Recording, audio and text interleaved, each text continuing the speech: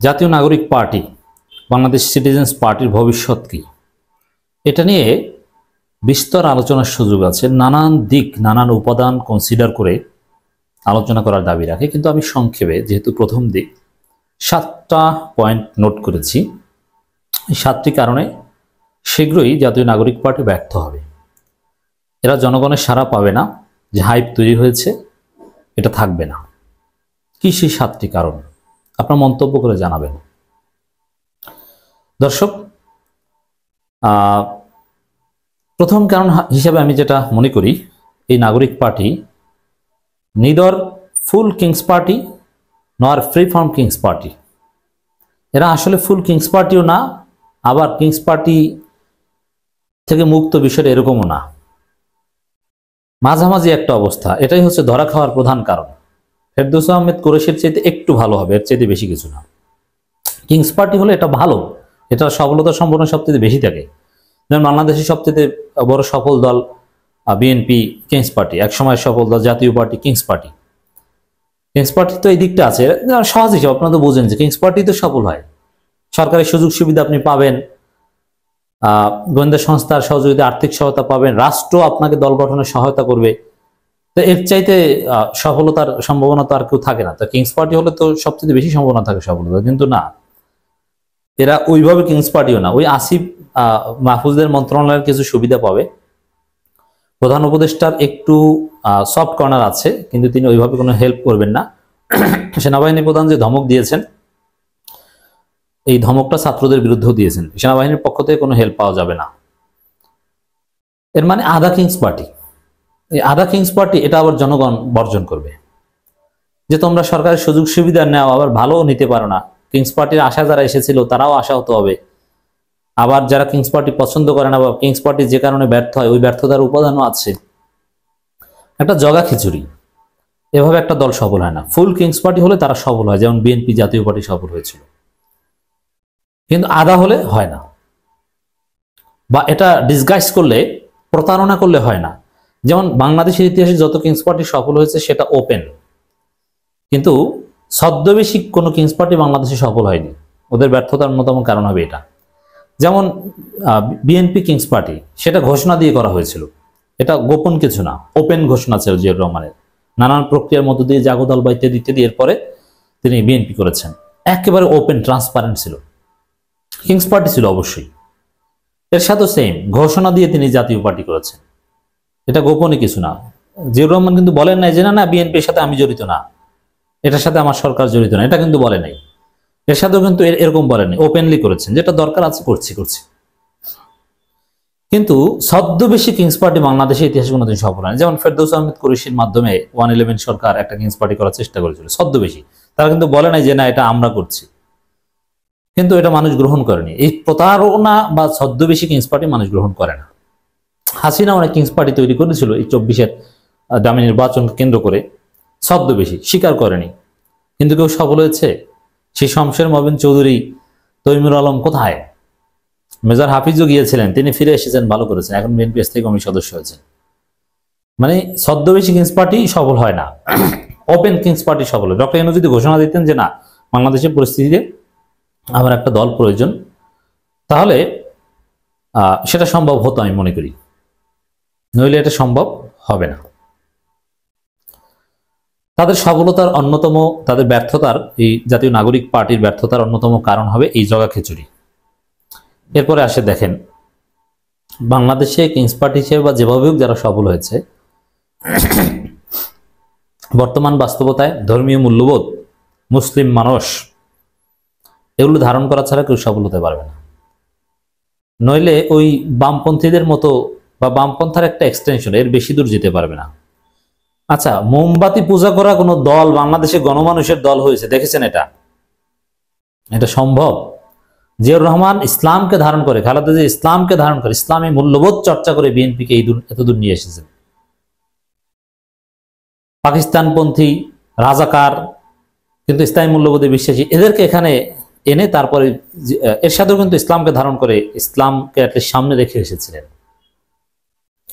কিন্তু এই নাগরিক পার্টি কি করলো, শুরুতেই এখানে গে ঢুকিয়ে দিল, ইসলামপন্থী ট্যাগ দিয়ে একটা অংশকে মাইনাস করলো, কিন্তু গে ঠিকই পোস্ট পজিশন পায়। আপনি কি মনে করেন যে বাংলাদেশে গে কোনো পার্টি, যে দলে গে আছে এই দল মানুষ গ্রহণ করবে? বাংলাদেশে সালমান মুক্তাদির কিন্তু জাতীয় নাগরিক কমিটির সদস্য ছিল। সালমান মুক্তাদির এটা হয়তো সমর্থন করেন, কিন্তু প্রকাশ্যে তিনি গে না, কিন্তু ওপেন গে আছে এই দলে। আপনারা জানেন এটা নিয়ে অলরেডি তোলপাড় চলছে। এটা কোনো জবাব ওরা দিতে পারবে না, হয়তোবা জনগণের সমালোচনার মুখে বহিষ্কার করবে, যে ওদের নীতি আদর্শ যেটা ঘটার ঘটে গেছে, এই ধাক্কা ওরা সামলে উঠতে পারবে না। বুঝতে পারছেন? ইসলামী আদর্শ ধারণ করে না, বরং গে এখানে রাখে। সাবেক শিবির হলে সমস্যা, যদিও অনেকের ক্ষেত্রে সমস্যা হয়, অনেকে ঠিকই ঠিকই গেছে, কিন্তু গে হলে সমস্যা নেই, মোমবাতি পূজা করলে সমস্যা নেই। এটা তাদের ব্যর্থতার একটা কারণ হবে। ব্যর্থতার আরেকটা বড় কারণ হবে, আপনি লিখে রাখেন, এদের শীর্ষ নেতৃত্বের নামে খুব শুরুতেই বিভিন্ন স্ক্যান্ডাল বা ঘটনা ফাঁস হবে। এরা আর্থিক অনিয়মে জড়িয়ে পড়েছে অলরেডি। যেমন মানিক মিয়া এভিনিউতে আত্মপ্রকাশ অনুষ্ঠানে 25 থেকে 30,000 লোক হয়েছে। কেউ 2 লাখ বলে, ওটা ভুয়া কথা। 25 থেকে 30,000 লোক হয়েছে। এসব চাপাবাজি করে লাভ নেই। কোন জেলা থেকে কতজন গিয়েছে হিসাব দেখার না, কয়টা গাড়ি গিয়েছে এগুলো আমরা বুঝি না। 25-30,000 লোক হয়েছে, হোটেল 1 লাখ প্রচার করে লাভ নেই। তো এই পরিমাণ লোক, যে জমকালো অনুষ্ঠান, এতে কি পরিমাণ খরচ হয়েছে, এই টাকাটা কোথা থেকে পেয়েছে? নিঃসন্দেহে এই নেতাকর্মীদের টাকা না, তারা কেউ ধনী না। নাহিদের অ্যাকাউন্টে 10,000 টাকা, নাহিদ তো দিতে পারেনি, আর আক্তারের অ্যাকাউন্টে হয়তো টাকাই নেই। এরা বেশিরভাগই বেকার, আমি চিনি, এদের টাকা নেই। এরা তাহলে এদের অর্থের উৎস কি? এগুলো যখন স্বচ্ছতার প্রশ্ন আসবে, জনগণ যখন জবাব চাইবে, এরা জবাব দিতে পারবে না। জবাব দিতে গেলেও তখন ওই বিদেশি এজেন্সির টাকা, অমুক অবৈধ ব্যবসায়ীর টাকা, নানান, এবং তিনি কেন দিলেন, এইসব প্রশ্নে এরা ধরা খেয়ে যাবে। এবং ওরা খুব শীঘ্রই দেখবেন যে অল্প কিছু টাকার কারণে অমুক জায়গায় যায়, তমুক জায়গায় যায়, এগুলো ধর বিভিন্ন স্ক্যান্ডাল সামনে আসবে। এমনকি হানি ট্র্যাপে অলরেডি অনেকে পড়েছে, এগুলো সামনে আসবে।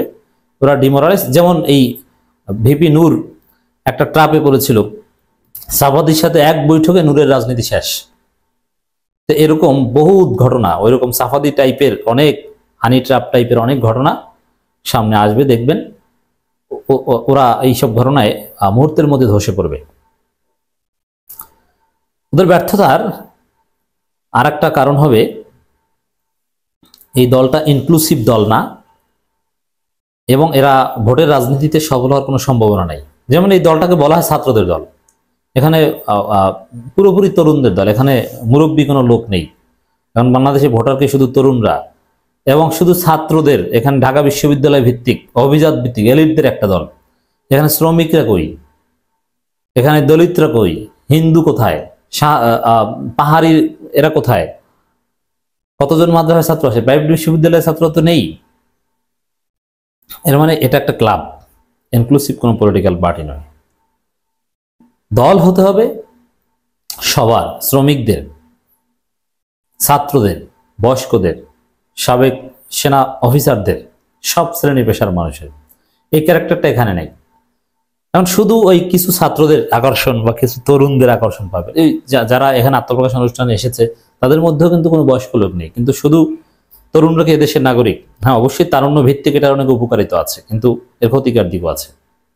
এটা তাদের ব্যর্থতার একটা কারণ হবে। ইনক্লুসিভ হতে পারেনি, তবে গিয়ে নিতে পেরেছে, এটা তাদের একটা দিক। এটা মনে রাখবেন। মানচিত্রে যে ঘটনাটা, পুরো কাশ্মীরকে ভারতের দেখানো, আবার পাকিস্তানপন্থী রাজনীতি চলবে না এই ট্যাগও দিয়ে দিয়েছে। তো বোঝা যায় যে আসলে কোনপন্থী রাজনীতি চলবে, কি মার্কিনপন্থী রাজনীতি চলবে নাকি ভারতপন্থী পাকিস্তানপন্থী চলবে না বলেছেন, ঠাঁই নেই। কিন্তু চীনপন্থী মার্কিনপন্থী এগুলো তো বলেন নাই। এর মানে এখানে নতুন রাজনৈতিক কোনো বন্দোবস্ত নেই, পুরনো বন্দোবস্তই, নতুন রূপ, জাস্ট নতুন বোতলে পুরনো মদ। এখানে আমি মনে করি না যে কোনোভাবে এটা বেশি দিন সফল হবে। আর বিশেষ করে এই দলটার ভাঙন অনিবার্য, এইটা আমি বলে দিই। লাস্ট পয়েন্ট, 7ম পয়েন্ট, যেহেতু এই দল ইনক্লুসিভ হতে পারেনি, আর বিপ্লব তো শুধু এরা করেনি, আরো লক্ষ কোটি মানুষ 24-এর গণবিপ্লবে অংশগ্রহণ করেছে। অতএব এই দলের যে এই গেটে ঢুকিয়ে যে আকাম টাকাম ওরা ঘটাইলো, টাকা পয়সার অনিয়ম টনিয়মের মাধ্যমে, এতে এই তরুণরাই আরো ইনক্লুসিভ আর একটা দল করবে। সেই দল যখন সামনে আসবে তখন এই দল থেকে অর্ধেকের বেশি লোক ওই দলে চলে যাবে। তখন এই দলটা এমন একটা ধাক্কা খাবে, ওই ধাক্কা সামলে আর উঠতে পারবে না।